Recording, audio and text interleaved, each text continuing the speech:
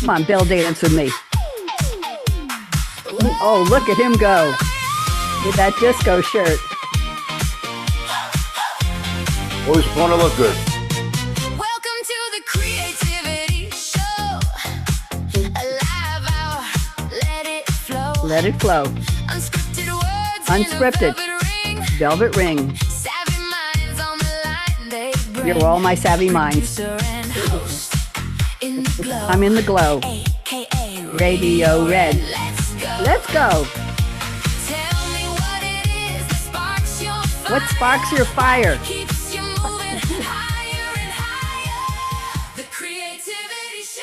There we go. New music. I'm so happy. I love to dance in my chair. Welcome, welcome, welcome. It's Monday. Where else would Radio Red be except here? And I renamed the show today. I don't know if anybody noticed my three guests, but I snuck a new word in the title. If you look at me, I'm calling it the Creativity Spark Show. We're going to talk about your spark. You like that, Nancy? You like that, Hilary? Yes, Bill, you I like do. that? I like I that. just came up with it over the weekend. And Jordan, our engineer for the Voice America Media Empowerment Channel, I just want you to know that we're going to get the word spark in there somewhere today. So welcome, everybody. It is June 15th. I don't know where the year is going, the month is going. My goodness gracious. But I have to tell you, a couple of people are having birthdays today. And I want you to know this because we're going to wish them well. Ice Cube, the rapper, is 57 today, if you're counting. Helen Hunt, you all know her from Castaway, from Mad About You. How many movies hasn't she been in? She's 63. Neil Patrick Harris. Remember Doogie Howser? And he was on How I Met Your Mother, all kinds of shows. He's 53, growing up. Courtney Cox. Remember Monica from Friends and the Scream movies? She's 62. And then not so happy news is that today is the day that Ella Fitzgerald passed away in 1996, the Queen of Jazz.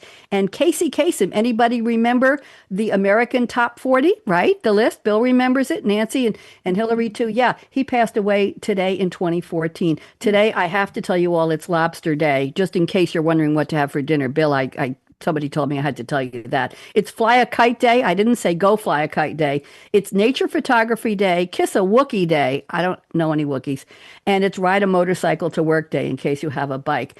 I want to tell you that Shakespeare said on the topic of smiles, with mirth and laughter, let old wrinkles come. We're not talking about that anymore. Okay, welcome to the Creativity Show. I'm Radio Red, happy to be here. And let's see, what day in the year is it? Let's see if I have this in my notes here already. It is the 166th day of 2026. We're in the Gregorian calendar. Bill, did you know that we used to use the Julian calendar years ago? I think you've heard of that, Bill. And Before Pope Gregory, yes. there you go. And Julian couldn't figure out what to do with that extra day, and he skipped the first week of October. So, Nancy, if you were a Libra like me, you might have missed your birthday because every couple of years you didn't get it. Well, Gregorian came along and he said, the tides and the moon, let's do a leap year. We'll add a day every fourth year. And that's what I think he's famous for. He said to his mom, I may be a pope, but I'm going to be the one who gave them the new calendar. And in hundreds of years from now, somebody called Radio Red is going to sit with no wires and talk over this thing called the internet and tell people how famous I am. So I think we should do an appreciation to him. Okay, let's get going with the show.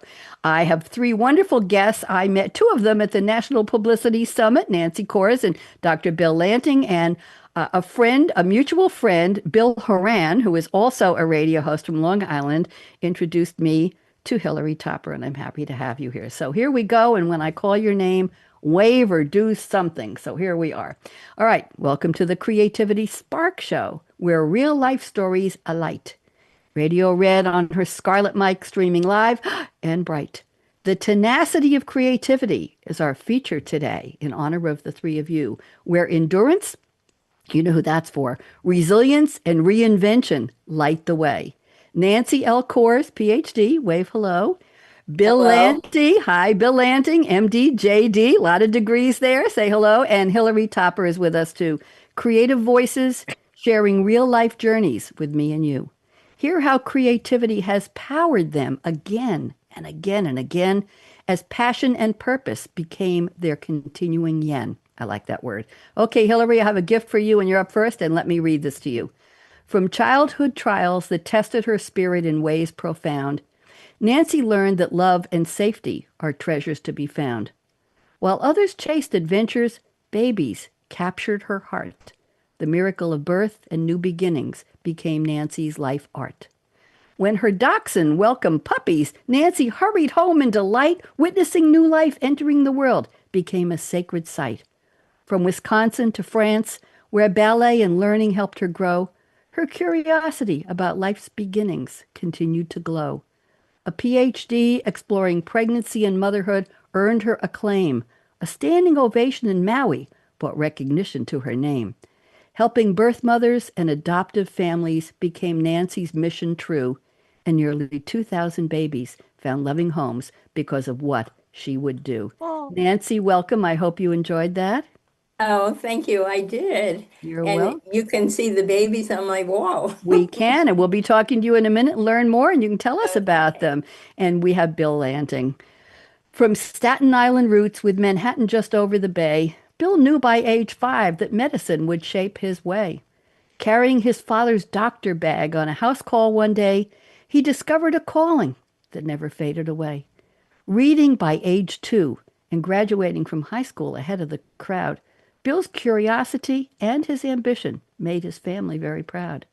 From chemistry to medicine, where healing became his art, helping patients and families claimed a place in Bill's heart. Yet adventure called as well. Bill, from 84 countries viewed near and far to 291 skydives, proving courage is what makes him a star. Doctor, attorney, collector, author, with stories still to be told, Bill has a lifetime of creativity, curiosity, and daring, quite bold. Bill, welcome. I hope you like that. Very good. Thank you. You're welcome. You're welcome. And Hilary, you're next. From Long Beach, New York, where ocean breezes filled the air, Hilary loved reading, drawing, and dreaming without a care. Though some teachers claimed she'd never amount to very much one day, her grandmother said, "Shoot for the stars," and helped Hilary find her way. Drawn to writing and communication from the very start, Hilary discovered that connecting people was both a skill and an art. Leaving Long Beach for Manhattan's culture, its energy and light, Hilary embraced new possibilities and chased them with delight. A PR firm, 4 books, podcasts, and classrooms followed too. Helping others share their stories became the work she would pursue. At 53, she learned to, you're only 35. How could you do anything at 53? At 53, she learned to swim. Then endurance sports refreshed her life's view. Today, Hilary inspires others to dream bigger and see their challenges through. Welcome, Hilary. I hope you enjoyed that. That was beautiful. You're Thank you. welcome. So let me finish this part up. So gather around where the cool kids and the cool vibes sway. You saw us dance, you know we're cool. As we dive deep into creativity and the spark today. akaRadioRed's energy lights the way. We hope to inspire you to live large, love life, and play. Okay, kids, how'd I do? What'd you think? Great. I get a thumbs up there? That's my Yeah. gift to you. Bill, you want to say something? Sounds great. I'm interested in everybody else. It's going to be a good show. It absolutely. Thank you very much. I'm glad you're approving and applauding there. And hello to Jordan Henson, our engineer, who's getting us on the Voice America Media Empowerment channel. And I've got us on Facebook and Facebook twice and LinkedIn and YouTube. So there we go. Let's go around the table and learn a little more about you in brief sound bites. Nancy Kors, I'm so happy to have you here. And your thank wall you. of babies is so impressive. I'm putting you on speaker view so that people can see you and the wall. Nancy, take about 2 minutes and tell us a little more about what this wall means and what you'd like to talk about. Go ahead. Well, after I got my doctorate in the psychology of pregnancy, I worked with 2 OB/GYNs, a midwife, and a doctor who was starting on IVF. And then, I'd see women who were pregnant but didn't want to abort and, didn't know what to do. So adoption was an alternative for them. And I helped them find families. They picked the family and the birth mother picked them. And I will tell you, my son just recently adopted a baby, and he's really doing it the ideal way. And that is staying in touch with the birth mom. She gets pictures all the time. And my son's in New York. The birth mom was in California. He flies out every year so that she can see the baby and the baby can know the truth from the beginning. So I just foster care is actually heinous. In California, 70% of California prisoners grew up in foster care, and it's just not a good solution. Finding babies permanent homes from the beginning, if their parents, the mom can't take care of them, is the ideal way. So I feel I've saved all those babies behind me from foster care, and they pick the families, they stay in contact, and I just feel like I love it.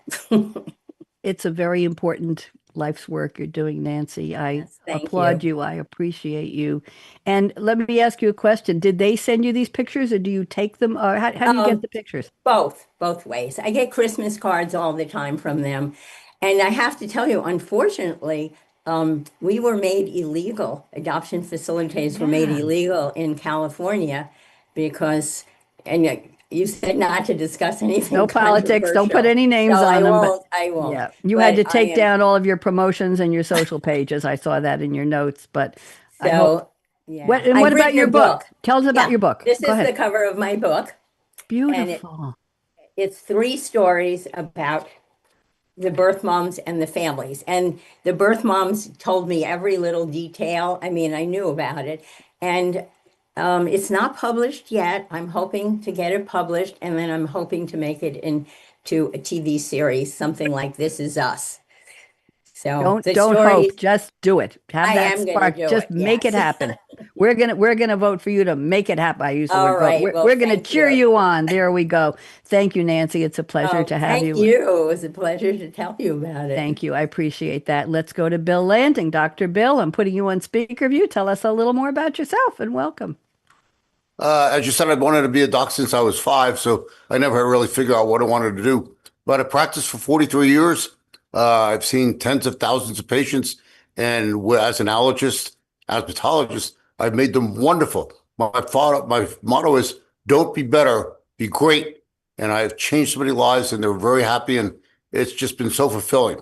But I think my passion that we talked about was I love to travel. I've been to 6 continents, 84 countries, 50 states, 2 million air miles, and just met so many people and learned so much. And that's something I just love to do. During these travels, though, I've had 23 close to near-death experiences and 14 near close. So that's what's in my latest book, is that going over all these different trials and tribulations. People said, you're dangerous to be around. I go, no, I've survived. I'm good to be around. But that's my Can you, big love is can, travel. Bill, can you describe one without getting into, I hate to say just gory details. Can you describe one near-death experience for us? I think everybody would like to hear that. Can you? The one that gets most people interested is that I was in Botswana on a safari, and we were driving around on a Land Rover, and we went past a herd of elephants, a bull and his 7 females in his harem. We pulled, a few hundred yards away. We stopped and watched, and then all of a sudden, his ears went up, his trunk went out, and all of a sudden he's charging us.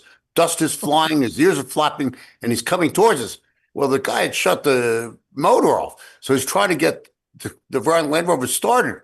And, everybody in the Land Rover is looking at the elephant. I'm looking at the guy who's driving, and I'm going, come on. And he tried once and twice, finally kicked over. And then as he pulled away, the elephant's coming, and we just made it. But elephants are known to trample elephants and the contents therein. So the paper would have said, local doctor trampled by elephant. Oh my goodness gracious. How many seconds away from that trampling? Can you put a number on that? I don't know. 5, 8, it was really close because he was closing the gap. And elephants in Africa could go 30 miles an hour. And we were just starting from dead stop. Wow. So it was catching up, but we made it. I'm glad you're here, Bill. Thank you very much. Interesting. And Hilary Topper, happy to have you here. And I know very little about you because I didn't meet you at the Publicity Summit. But again, shout out to Bill Horan, our mutual friend. Bill recommended you to me. And I said, any client, colleague, friend, guest of Bill, I got to have her on. So here you are. And why don't you tell us a little bit about what endurance means to you? Welcome, Hilary. Thank you. Thank you so much for having me. So my thing is that I was just working like crazy hours at my public relations firm, right? I was just going, it was just everything that I was doing it for my kids, my husband, my parents. It was getting very intense. And then at 48, I said, I've got to change my life. I can't keep going like this anymore. So I joined the gym for the first time in my life. I joined New York Sports Club, and there, the trainer said to me, "Go on the treadmill and start working out." But little did he know, I didn't know how to use the treadmill. So I said to him, so I didn't, he left me, and I asked the woman next to me who was running, "Could you please stop and help me turn on the treadmill?" And, she did. I mean, it was really very nice of her. But anyway, so that was really the start of it. And from there, I started to walk and then kind of run. And, it went on like that. I ended up, meeting a girlfriend from one of these women's groups, and she said to me, "Let's run on the boardwalk together." And I said to her, "How can I run with you? You just did the New York City Marathon." It was like totally, random, right? And anyway, so she said, "No, let's run together. It'll be fine." So we started to walk together on the boardwalk. And the next thing I know, we're doing this on every weekend. And she says to me, "Oh, I think that we should do a half marathon." And that was really the start of it. And I'm looking at your books behind you, and it says "From Couch Potato to," is that you in the red shirt? That is, yes. And Wow. that's my story. It goes on from there, to also talk about, doing the New York City. I mean, I am the most non-athletic triathlete you will ever meet. But you did it. Talk about endurance. I noticed in your bio, your origin story, you sent me, you said your endurance in college was working hard, working in class all day, studying all night, and then going and partying all evening. And that was your endurance. Nancy, that's how she trained for endurance. And Bill, she put it in there. I didn't want to make a big deal out of it, but I just did. Okay, thank you very much. Okay, let's go to the quotes. I've asked each of you to send me a fictional character quote or a song lyric, fictional quote from a movie or a TV show. And I have some interesting news for you, Nancy. Nancy sent a quote from Dolly Parton, and the quote is "working 9 to 5." But I'm going to explain something. 9 to 5, which is spelled out NINE to FIVE in the opening credits of the movie, starred Jane Fonda, Lily Tomlin, Dolly Parton, Dabney Coleman, Elizabeth Wilson, Sterling Hayden. It was a very memorable movie. Three women working, played by Fonda, Tomlin, and Parton, living out their fantasies of getting even with and overthrowing the sexist, egotistical, lying, hypocritical bigot who was the vice president, played by Deb. I think everybody hated him by the time it got to that. The movie grossed $103 million, and it launched Dolly Parton, who was already a musician, as a mainstream popular culture actress. There was a TV show based on the film that ran for 5 seasons in the 1980s. There was a musical stage adaptation on Broadway in 2009. Of course, Dolly wrote more. I have to tell you that it's number 74, Nancy, on American Film Institute. That's the AFI, the 100 funniest movies, and it has a 69% approval rating on Rotten Tomatoes. It's a cult classic. So working 9 to 5, but I have to tell you something. Nancy, are you sitting down? Yeah, I'm sitting down Okay, Dolly on Parton. the pillow to be Dolly high enough. Parton is launching a coffee brand that is her brand on June 24th, and it's called A Cup of Ambition. And she is launching it at a travel truck stop in, I think, Charleston something, Tennessee. I should know. It's near Nashville. And this is going to be a complex with lounges and places for truckers. It's going to have a stage. It's going to have EV charging stations and gas stations and a restaurant and porches and all kinds of things. It's a whole complex that Dolly is launching, but she's debuting her coffee at this new place on June 24th, and then it'll be available nationwide as ground coffee in K-cups. So I announced that on my morning show today. No, you know what? I'm doing it tomorrow, actually. This is a preview. So Nancy, I'm putting you on speaker view, and I'd like you to tell us, what does working 9 to 5 have to do with your creativity? Nancy, talk to us. Well, it's just being immersed in what you're doing and having a passion. So it's not really working. It's fun. It's your passion. And actually, my son went to Vanderbilt, and he's going down there for a reunion. I'll tell him to go find the coffee shop. Absolutely. It's a truck stop, travel stop, and it's not opening until June 24th. But if he's there, well, today is the 15th, so in 9 days it's opening. Right, That would right. be a lot of fun. Yeah. So Dolly's going to be. I've been to Dollywood. Has anybody been to Dollywood? Yes, Bill, did you enjoy yourself? Yeah, it used to be Silver Dollar City. Okay, I went to the one here in Sevierville, Tennessee. I'm located now near about a half hour out of Knoxville.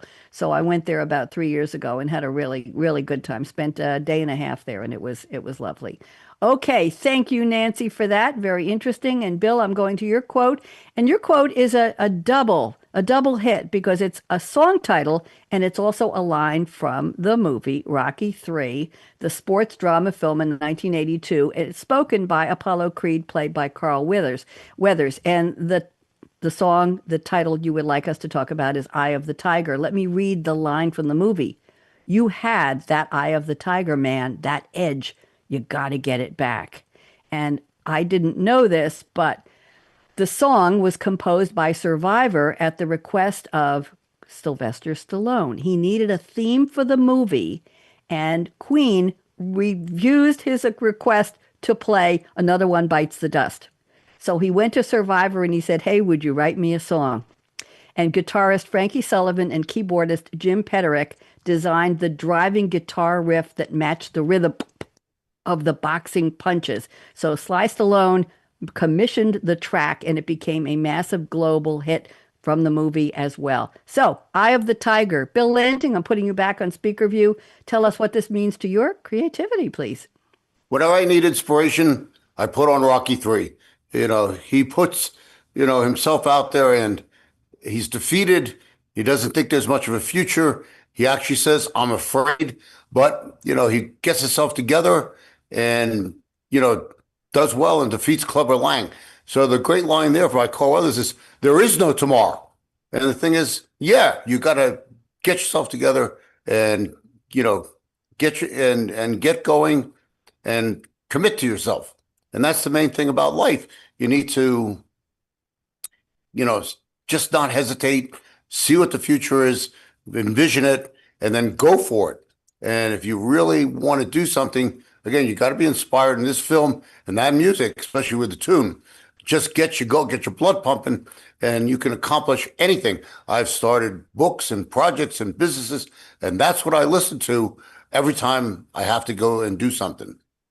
I love it. So it's a mantra in a way. It's your mantra. It's your theme song. It's your pep me up and get me going and get me to. I like that. I haven't heard anybody describe a song quite that way. I asked some later on in the show. I'll ask, do you listen to music when you're writing? A lot of people say I have opera on in the background or I have jazz, but nobody's ever said when I need that pep, I need that perking, I turn on that movie and that music. Very interesting. Thank you, Bill.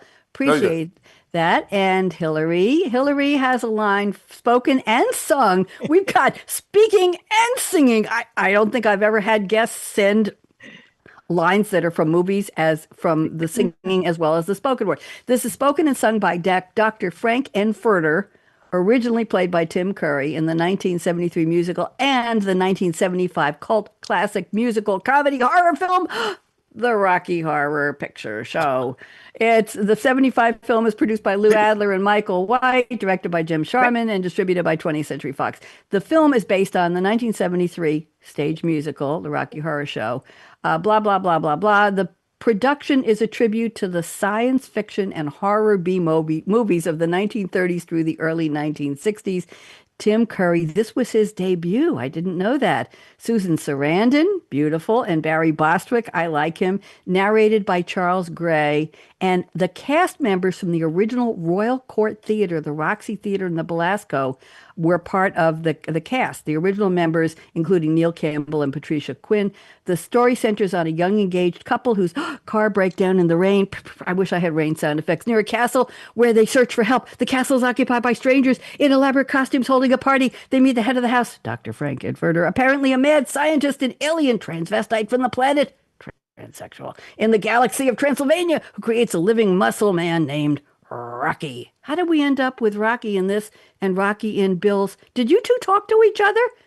This just doesn't happen very often. Anyway, the quote, believe it or not, that Hilary picked from the song and the speech is, "Don't dream it, be it." Hilary, would you rescue me, please? What does Yes. this to do with what you're talking about? Go ahead. Oh, I actually even mentioned that I have a tattoo that I can't show it, but it's on my arm, and it says, "Don't dream it, be it." And the reason why this resonated with me was because so many people say, I can't do this. I could never be a triathlete. I could never run a race. I could never do this. I could never do that. But I'd love to do it one day, but I'll never do it. Right. So for me, it's like, if I'm dreaming about something, I dreamt that I wanted to swim around Mackinac Island. It was an 8.3-mile swim. Now, mind you, back in the day, less than 10 years ago, I just learned how to swim, right, at 53. So, but I did this 8.3-mile swim. So I'm just saying that, don't dream it, be it, do it, go for it. If you have a goal, go for it. Don't hold yourself back. Nobody's stopping you. And we know the quote from Yoda that goes with this, Hilary, is do or do not. There is no try. Isn't You're that the right. truth for all of us? Isn't that the truth? I know you have dimmers on your lights sometimes, but the switch is either on or it's off. It's either a 0 or a 1. And what a lot of people need to be reminded of is that doing nothing is a decision. It's not the Correct. absence of decision, it's the decision to not do the other thing. So before I get too preachy, thank you all for the quotes. Interesting that Rocky, he created Rocky, and you picked a Rocky movie. And you picked a Dolly Parton quote, and I just found the news that she's got her coffee brand coming out. Nancy, were you all here in my office? I don't know what's going on, but thank you. That's lovely. See how much fun we have with the quotes? Okay, let's go to the creativity statements, and here's how it's going to work. We're going to turn into a real round table. I've got 2 statements here I'm combining for Nancy. Nancy, you don't have to find them. I'm going to read everything. And I'm going Okay. to ask Nancy to unpack it, expand it a little bit, and then I'm going to go back to Hilary and Bill and ask you, does this mean something to you? Does this resonate with you? Is it so you're allowed to say no, that's okay. Or you could say, yeah, let me think about that. Or that's exactly what I do, whatever your choice is. So, and Nancy looks like she's in a good mood. So if you disagree with her, it's fine too. And she won't be mad at you. Okay, so let's go to Nancy. I'm picking 2 statements from you, part of creativity statement number 2 and number 3. You say, I decided to write my book 4 years ago. It took me 2 years to write it. Okay, that's the first part. The second part is, I write on my computer at the desk in my office with the wall of pictures of the babies behind me that we're looking at, I saved from foster care. So you've got your inspiration from the wall. Nancy, I'm putting you back on speaker view. Tell us a little more about how you wrote the book and what was the creative spark that got you to do that? Go ahead. Well, I think the women that decide on adoption need to be honored and cherished. And I have three amazing stories about 3 different birth moms and their journey to decide to, find families. And am I allowed to tell a little about one of them or not? Yeah, go ahead, please. Oh, okay. Well, the first story, and the names were all changed, was Molly. Molly came into my office. She was a really big person. She said, yesterday I found out I'm pregnant with twins. I don't want them separated at birth like I was. So she had been adopted. She was separated from her twin brother, and she didn't find out till she was 18. On her birthday, her father said to her, okay, now you're old enough to know I you were adopted. She didn't know she was adopted, and you had a twin brother. And so she was just so upset that she was absolutely so upset that they didn't adopt both. She went and did find the orphanage finally.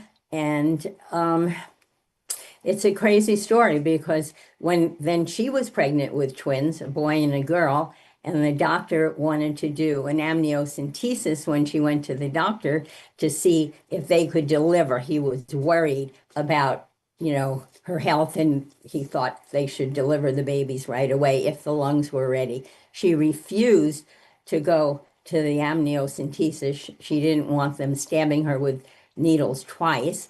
And later, one of the babies didn't make it, and she was arrested for murder. It is a true story, Oh and my it was God. in papers. It was anyway. It was Oh, really, Nancy. yeah. Wow. And you documented, and she gave you permission to Oh document my this in God, the I book? spent hours on the phone with her. She was so happy that I was Wow. writing her story because she didn't want this to happen to anyone else. Of course. And the one that survived was adopted by a good home? This, yes, the one that's actually, I just talked to them last week. They called me.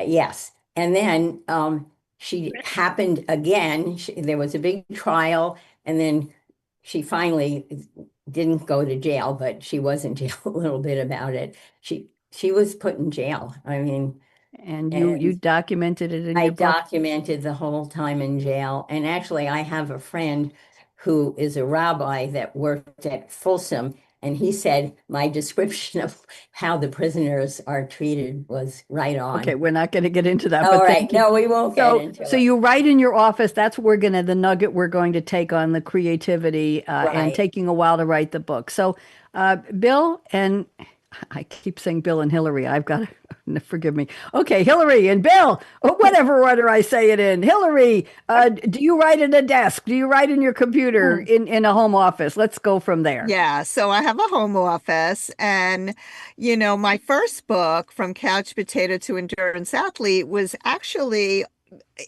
stories that I write on my blog. They were actual stories, and I pulled them off my blog because my SEO guy was like, you got too much on there. You got to take Yeah. some stuff off. So I pulled them off, and I have a stack like this, and I'm like, maybe I have a book here. And after, back and forth with one of my colleagues, she said to me, you know what? This is a book, but you got to put personal stuff in there. You got to really delve deep. Why did you keep trying to do a marathon or a triathlon or whatever it is that you did? You know what I mean? Like, Yeah, what was the motivation? What was the sure. and so I had to add that in. And yeah, like Nancy, I write at a desk. I don't have music going because that would be too distracting for me, otherwise I'd be dancing and I'd be dancing in the background of the music. Thank you, Bill. Do you write at a desk? Let's start from there. I write on my PC from the very couch I'm sitting on now. And when it comes to me, sometimes it could be for half an hour, sometimes a couple hours. I've been telling a lot of these stories for a long time, so they just kind of come and flow. But one of the things my ex told me, she says, I liked your book, but you don't read fiction, do you? And I went, no. So it was kind of like a straight memoir. She goes, no, you need to read James Lee Burke and Hemingway and a couple other authors. And I said, hmm. So I did. I went to the library, got a couple of books, and changed the book, doubled the size, so I could be descriptive, saying, what did the sky look like? What did the water look like? What was the tunnel like? When the elephant was charged, because you got to watch a YouTube video on a charging elephant so you can describe it to people so you can feel it, right? Because you tell a good story, but hey, I'm not getting this. So actually, I just did a rewrite. Now it's in editing.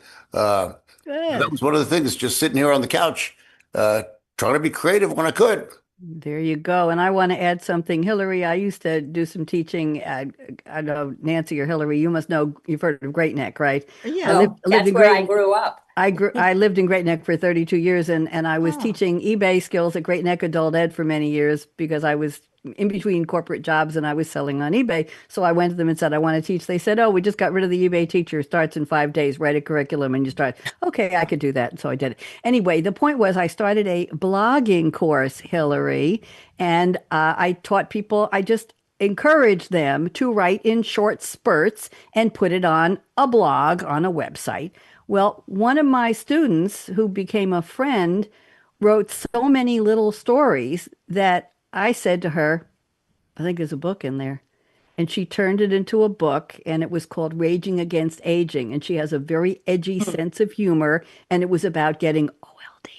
And it was, yes, and she turned it into a book, and I think she self-published it. It was a soft cover book, and she was very, but that spark came from me saying to her, you're blogging, you've got all these stories, put them together. That's funny. They're all on the same theme. So I thought you'd get a kick out of that. Thank you. Very interesting. Nancy, see how we just take that little nugget of information and we just go with it? And everybody has something to say. Bill, I'm looking at your, well, some of what I wanted you to say, I've already covered, but let me read 3 statements from yours, Bill, and we'll find something. You say, my writing is usually between 10 a.m. and 6 p.m., then Jeopardy comes on. I love that.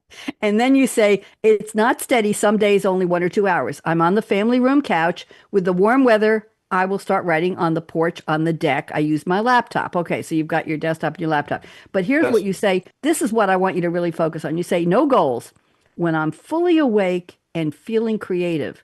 Otherwise, book-related tasks like listening to author videos, my publishing with print on demand with Amazon. So when you're fully awake and feeling creative, let's talk about that. Is that something what some people call that being in the zone or being in the flow? What does that feel like to you, Bill? Can you tell us about that? I think one has a consciousness when everything comes together. There are times, like you say, writer's block, you can't get anything out. So don't waste your time. Go do something else. But when it really starts to gel on those moments, whether it be 30, 60 minutes or a couple hours, you sit down and you get it all out there on the computer. And, that's how I do my writing. It's just done in spurts. I try to do it every day, but, I say they should, but, when it comes to me and then when it comes out, I think it sounds good, because again, there was this creative spark that I took hold of in those moments of enlightenment and wrote. Bill, do you familiar with the term pantser versus plotter? Do you know what that is? No. Okay, that's a British writer's term. I'm seeing some questionable looks here. A pantser is somebody who writes when they feel like it. Seat of the pants. You sit down and you write whatever comes to mind. You just write it down. A plotter says, I'm going to have 25 chapters, and here are the titles of my chapters, and this is going to be the opening and the closing. And then they sit down and they might say, I think I'll write chapter 10 today. Or they might say, I'll start with chapter 1, and they fill in chapter 1, but they've already, Bill, are you okay? I know he's got a cough. You good? Yeah. Okay, good. I want to clear it out with you. Okay, so a plotter is somebody who basically outlines the book and then comes back and fills it in. So, Bill, you a pantser or a plotter? What do you think? I just do things that I'm spontaneous when it comes. Pantser. Got You're a my pantser. stories, and I know what I want to tell. Yep. It's just a matter of what am I going to say that day? What order am I going to put them in? Somebody said this should be chronological. I put them more in terms of, elephants, water, tornadoes, lightning, skydiving, traffic. I tried to put it in that ends, and I think it comes together better that way than There you just go. starting from the beginning. In fact, the first story is on the elephant because I think it's the most exciting. Although the skydiving, breaking both legs, it's exciting. Okay. They're all But the first exciting. time was when I was 9 and almost drowned in a pool in Puerto Rico because I didn't learn how to swim then. Unlike Tiffany, Hilary, Hilary. her age, I couldn't swim and I almost drowned. I'm still not a great swimmer, but at least I can hold my own these days. You can float now. Nancy, let's ask you, are you a pantser or a plotter when you write? I'm You do. definitely a pantser. Okay, you just sit down and write when you feel like it and there's no plan? Well, I know the story and actually, I've talked to the birth moms and they've given me their story. So there is a plan of where I'm going. So, but the details and the emotion come in at being a pantser. There you go. That I was hoping you would say that. Hilary, what about you? Yeah, so I would say a pantser as well. Especially with unlocking the triathlon book, because, when I read all of these, I read so many I mean, I think I've read all of these triathlon books out there on the market, and they are so ridiculously intense and really over the head kind of like Yep. talking like physics and all this kind of stuff. And I wanted something so simple that anybody could pick this up and say, you know what? I could try. And There I you would say go. a pantser. Okay. I'm still writing my novella. It's been about 3 years, and I wrote it very quickly, and I can't seem to talk myself into finishing it, but it's close. So I'm committing the month of July, when my work schedule will be less, to just finish the damn thing and self-publish it and get it on Amazon as an ebook. I don't want a hard copy. I have the cover, I have everything, and I'm just checking the legality of some quotes I'm putting in it, and that's about it. But I started out as a plotter thinking this is what I want to cover, and it just flowed. It can't. I'd sit down, I'd write for hours, and now sometimes I don't touch it for a month, and sometimes I'll touch it on a weekend for an hour or two, and then I walk away for another month.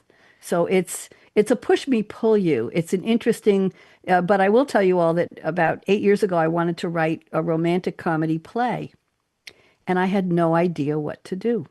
So I went online and I found Playwriting 101 in a downloadable document that was free from somebody who was, I guess, an instructor.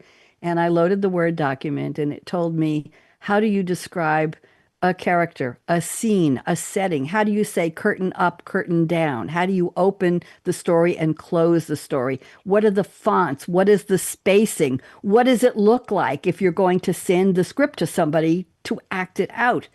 And I started a couple of days later, and I wrote for 3 or 4 nights from 1 o'clock in the morning till 4 o'clock in the morning. I had a full-time job. I wrote, and at the end of that week, the play was done. You know why? First of all, I was writing fiction, and you're not. But the characters told me who they were, what they looked like, what they ate, what their history was. They told me how they talked. They told me how they wanted to interact with each other. And I was just the channel. And it was very exciting because it just came. So what I did was I had a television show on Long Island on Great Neck Access TV called Something to Talk About. I called some friends who were community actors all over Long Island, and I said, do me a favor. I have a play. I want to be a director for the first time. I'd like you to be in my play. I sent it out to a bunch of people, and 3 or 4 people said they'd do it. But I said, here's the deal. I'm not going to make you memorize lines. I'll have a teleprompter in front of each of you, and we will place it discreetly so it doesn't look like you're reading the lines. And you'll be in an empty studio with a green curtain, and we will have video. It took place in a cab in front of Penn Station, New York, and they get into the cab, and it's the cab ride. I bought a toy steering wheel at a toy store for the cab driver, and he was sitting on a chair. The man and woman were sitting on a bench behind him in a completely bare studio, and we had footage of cab noises, trains, and everything noises from Manhattan that we played in the background. And we had videos of traffic and a still shot of being in front of Penn Station at rush hour. And we put all of this in, and I got a picture of a van with the door open, and then they sat on and it looked like they were in and the door closed, and then they had the trip. And it was a blast. We did 2 versions. I'm happy to send it to you because we got it down to 26 minutes after it was about an hour long. For my TV slot was a half hour, and you only get 26 minutes. And it's on my Vimeo channel. So my experience was Bill, I think I was just ready to tell this story, but I didn't make it up. They told me. Is that weird? Can anybody identify with that? Anybody done any fiction? Nope. Nope. Well, I'll tell you when you get ready. Bill, you might have a fiction story in you about elephants and near misses, you know?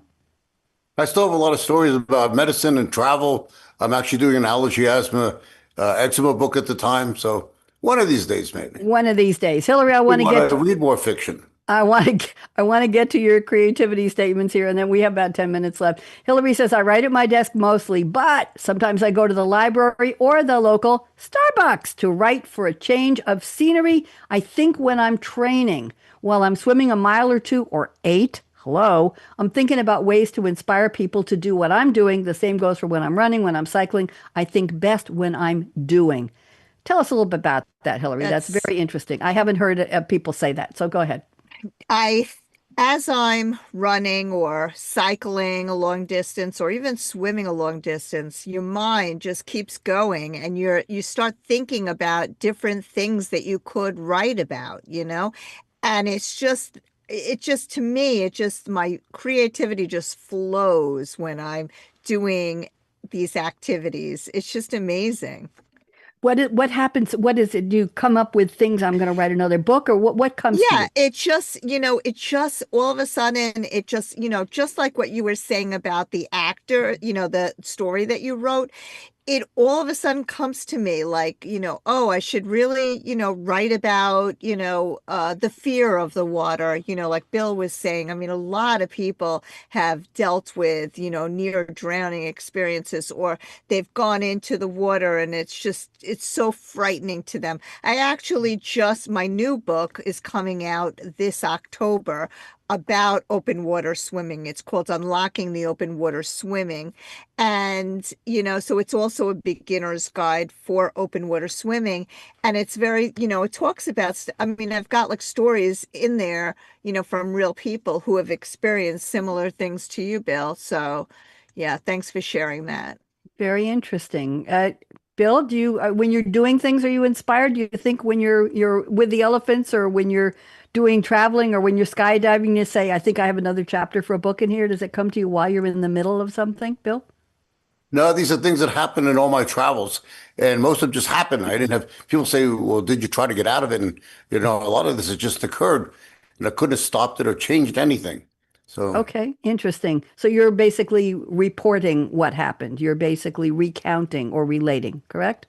yes, it's a memoir of my Okay. travels and my tribulations, and the things I got into, and luckily got out of because I'm still here.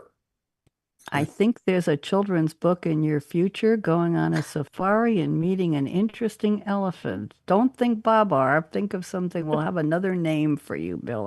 I'll help you. Very good. Nancy, briefly, when you're doing something, do ideas come for you? Are you going to write another book, Nancy?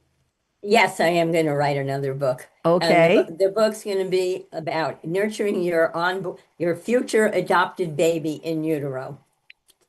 That's lovely. By the way, I was doing bachelor auctions. I was hosting and co-hosting and some big venues on Long Island for years. I did it for the Cancer Care Organization, but I also worked with the AMT Children of Hope. Do you know who they are, Nancy? No, I don't. AMT Children of Hope was run by a man named Tim Jackard, and they found me and asked me to host a bachelor auction to raise money. They were the ones who would rescue babies who were left on the doorsteps of hospitals and fire stations. Wow. Children of Hope, that was the name of it. So it's called AMT Children of Hope. And I did a couple of events for them and with them as a Oh, volunteer. wonderful. And it was very meaningful. It meant a lot. It meant a lot. So, and he was well known in the community. I worked with him, and it was bachelor auctions were a lot of fun to do, especially when the guys were so inebriated that they were falling down on the stage while I was trying to sell them. Bill, have you ever done a bachelor auction? No, I haven't. Okay. Well, it's not for the weak of heart, I'll tell you that. It's yeah, I used to have a radio show and people knew me so much. I was on WGBB AM 1240, the oldest AM station on Oh, Long Island, and yeah. people got to know me, and so they invited me to be one of 8 media people who were hosting for cancer care. And I brought about 8 men that I knew, and they were scared out of their minds, and they were falling down on the stage and pulling me. I refused to. Never mind. Okay, there we go. We have a couple of minutes left, and I want to read you all some quotes, and then I have a poem to dedicate to all of you. So, Bill, you okay? You good? No. Good. I'm concerned about you. Just a little Okay. bit of mucus. Okay, well, we'll take it the way we got it. So, in 1908 novel, Canadian author Lucy Maud Montgomery, the ladies may know of her, she wrote Anne of Green Gables. And chapter 19 was A Concert, a Catastrophe, and a Confession. Nancy, isn't that a great title for a chapter? Yes. Yeah. And the quote I want to read to you, it goes to your creativity and the spark we talked about today. Something just flashes into your mind, so exciting, and you must out with it. If you stop to think it over, you spoil it all. Interesting, Bill?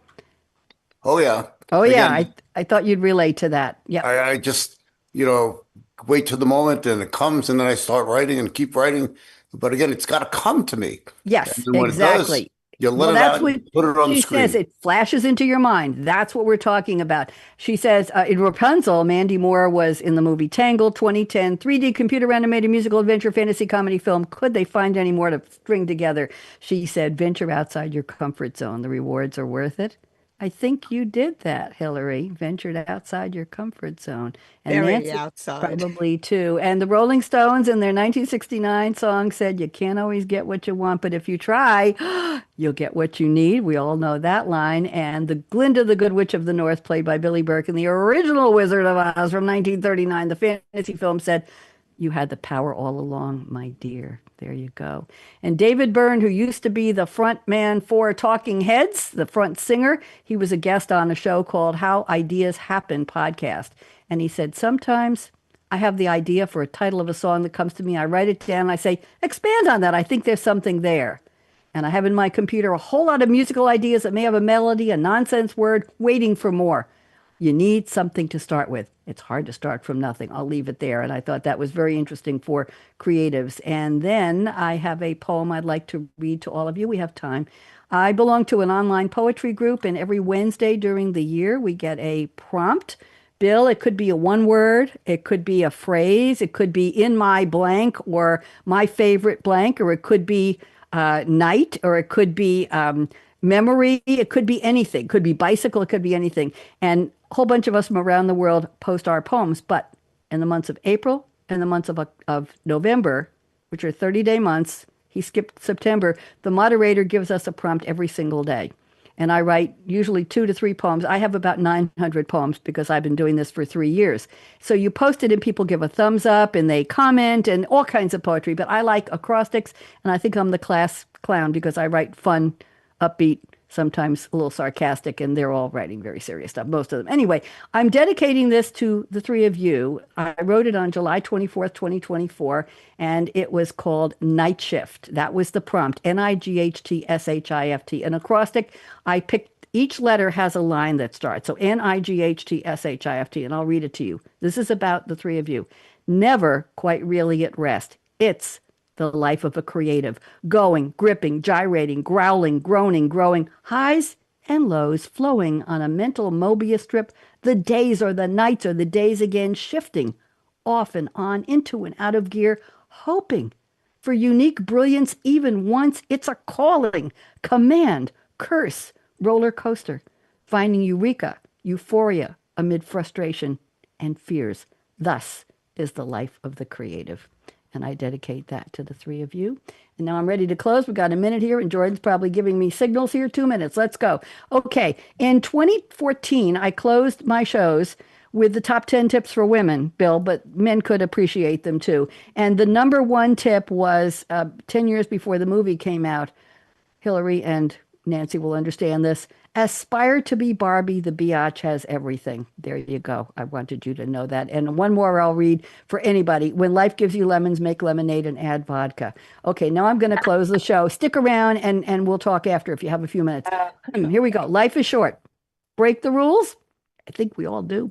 Forgive quickly? I'm still figuring that one out. Kiss slowly? Definitely. Love truly? Yes. Laugh uncontrollably. Join me in a quick laugh. 1, 2, 3. Don't hurt yourself. And never, ever regret anything that made you smile. Final words. Work like you don't need the money. Dance like no one's watching. When I taught disco in high heels in a high school cafeteria near Eugene, Oregon, and they didn't have a stage, I had to dance on a cafeteria tabletop. Everybody watched to see if I'd fall. I never did, and what legs I had, but they built me a stage the next week. Sing like, there were 175 students, and it was disco. Sing like nobody's listening. I didn't sing tonight. And love like you've never been heard. We all have. Let your heart regrow, regenerate, reinvent, remove any pain, and try to learn to love again. Money talks, chocolate sings, la. And last but not least, I stole this line from somebody years ago. Thank you for turning me on. We're going to close the show right now. Creativity show. Join me and dance. Stick around. Live out, let it flow. Thank you, Nancy. Thank you, Bill. Thank you, Hilary. Savvy minds on the line, You're all the savvy minds. Producer and host in the glow. I'm in the glow. AKA Radio Red. Let's go. Let's go. Tell me what it is that sparks your fire. What sparks your fire? Keeps you moving Higher and higher. The creativity. okay, wave goodbye. We're going out. There we go. We are off.